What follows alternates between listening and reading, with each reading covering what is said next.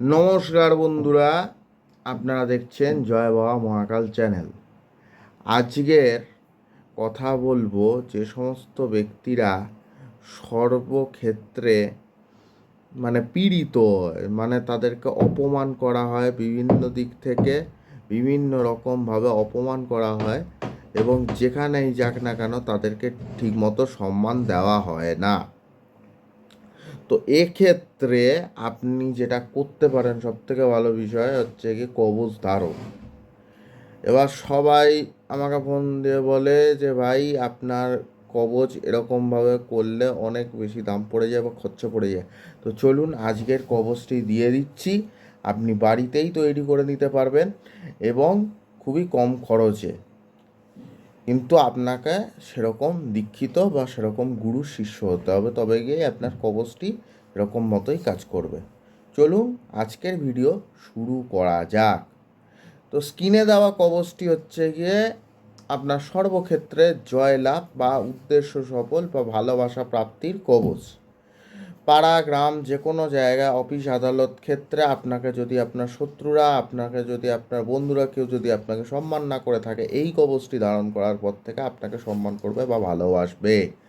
শনিবার যুক্ত পূর্ণিমার দিন আপনাকে এই কবচটিকে উত্তরমুখী হয়ে বসে ভোজপত্রের মধ্যে দিয়ে এই কবচটিকে ডালিমের কলম দ্বারা মেশক জাফরান কালি দিয়ে লিখতে হবে। লিখার পরে এই কবচটিকে মোনামণি, মন চটপটি, পাগলা পাগলি এবং আপনার নাগশঙ্কমণি আর আপনার দিয়া তো শ্বেতমাকালের শিকড় দিয়া ভেতরে ঢুকাইতে হবে এবং ঢুকানোর পরে সোনার মাদুলির ভেতরে ঢুকানোর পরে আপনাকে ওইটাকে বাম হস্তে ধারণ করতে হবে। মাদুলিটা অবশ্যই মনে রাখবেন সোনার মাদুলি।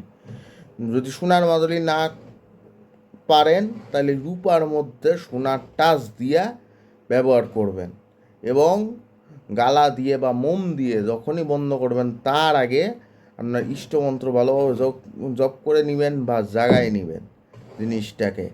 তার আগে আপনার গুরুদেবের সাথে একটু কথা বলে নেবেন, দিয়ে ওইটাকে ভালোমতো সিল করে দিতে হবে নিঃশ্বাস বন্ধ অবস্থায়। দিয়ে লাল সুতোতে আপনি আপনার বাম হস্তে এটিকে ব্যবহার করবেন। মনে রাখবেন, ব্যবহারের সাথে সাথেই আপনি ফল পাবেন না, ফল পেতে একটু টাইম লাগলেও 2 থেকে 3 দিনের ভেতরে চমৎকারী ফল আপনি পাবেন এই মাদুলিতে।